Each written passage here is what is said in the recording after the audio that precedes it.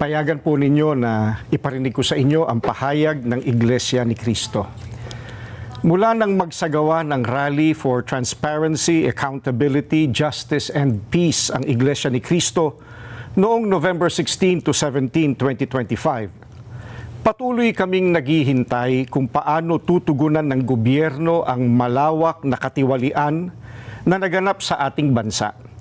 Mahigit 3 buwan na ang lumipas, subalit wala pa ring natatanaw ang mga mamamayan na kalutasan sa napakalaking pangungulimbat sa kaban ng bayan.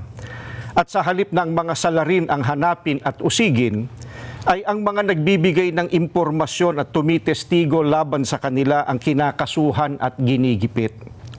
Kung kaya't hanggang ngayon, ay hindi pa natutunton ang sinasabing mahigit na 1 trilyong piso na inilaan sa mga flood control projects at iba pang pagawaing bayan. Sapagkat ang hinahanap ng mga dapat mag-imbestiga ay ang mga pangyayaring maaaring magamit para mailihis sa iba't ibang issue ang problemang ito.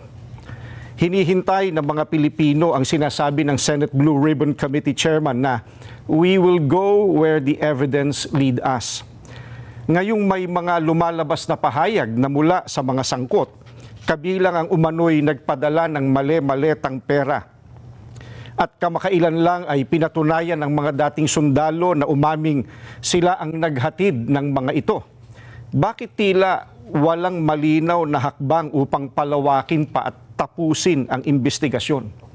Anong ebidensya pa kaya ang hinihintay upang seryosohing tuntunin ang mga mastermind sa katiwaliang ito?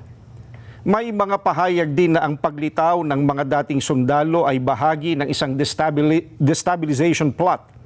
Kung ganoon ang paratang, hindi ba lalo itong dapat imbestigahan sapagkat ang destabilisasyon laban sa gobyerno ay isang seryosong usapin ukol sa pambansang seguridad? Bukod dito, ang malawakang bahagi ng inihayag ng mga dating sundalo ay tuwiran pa namang may kaugnayan sa naganap na paglimas sa salapi ng bayan.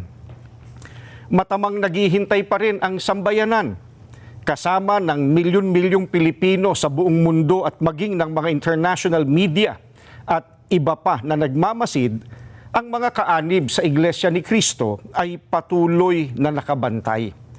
Maling isipin na nalilimutan na ng mga Pilipino ang isyong ito sapagkat ang pondong pinag-uusapan ay mula sa buwis at pawis ng mga mamamayan. Ang aming panawagan ay nananatiling malinaw. Ilantad ang buong katotohanan.